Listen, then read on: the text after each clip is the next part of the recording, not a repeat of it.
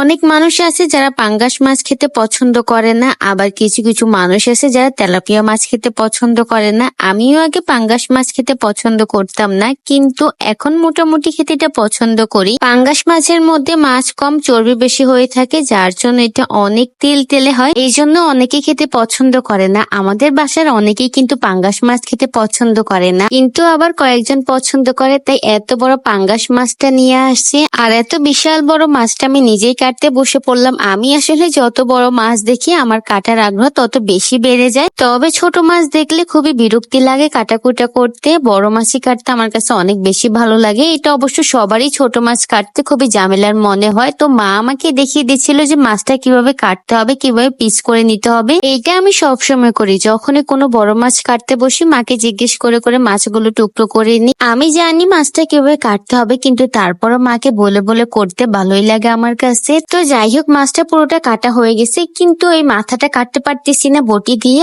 আর এটা বটি দিয়ে কাটা সম্ভবও না, এটা অনেক শক্ত। এই মাথাটার ব্যবস্থা পরবর্তীতে মা করে নিবে মায়ের বুদ্ধি দিয়ে। আর আমি এখন এই মাছগুলোকে খুব সুন্দর করে ধুয়ে নিব। যতক্ষণ পর্যন্ত না ময়লা না যাচ্ছে ততক্ষণ পর্যন্ত অনেক বেশি করে করে পানি ঢেলে মাছগুলো সুন্দর করে ধুয়ে নিলাম। আর এরপর হচ্ছে তাজা তাজা মাছ এখন ভাজি করে নিব। তাজা তাজা মাছ ভাজি করে খেতে অনেক বেশি মজা। একটু হলুদ আর লবণ দিয়ে মাছগুলো ভাজি করে নিচ্ছি। এরপর পেঁয়াজ, কাঁচামরিচ সব রকমের মশলা দিয়ে মাছগুলোকে খুব মজা করে রান্না করব।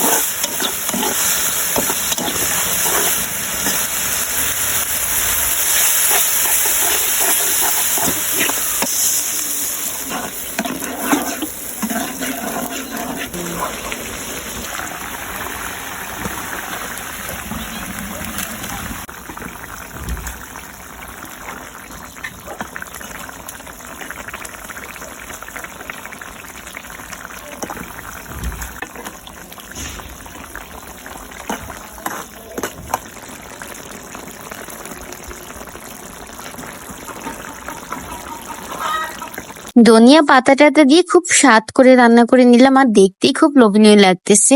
আর আমিও খেতে বসে পড়লাম। আর মাছের এই যে উপরের এই পিঠের অংশটা আমি ফেলে দিতেছি, এটা খেতে আমার কাছে একদমই ভালো লাগে না। তাজা তাজা মাছ রান্না করে খেতে যে কি পরিমাণে ভালো লাগে, অনেক বেশি মজা হয়। তো এই পাঙ্গাস মাছ কার কার পছন্দ অবশ্যই কমেন্ট করে জানাবেন। আজ এই পর্যন্ত, সবাই ভালো থাকবেন, সুস্থ থাকবেন, আল্লাহ হাফেজ।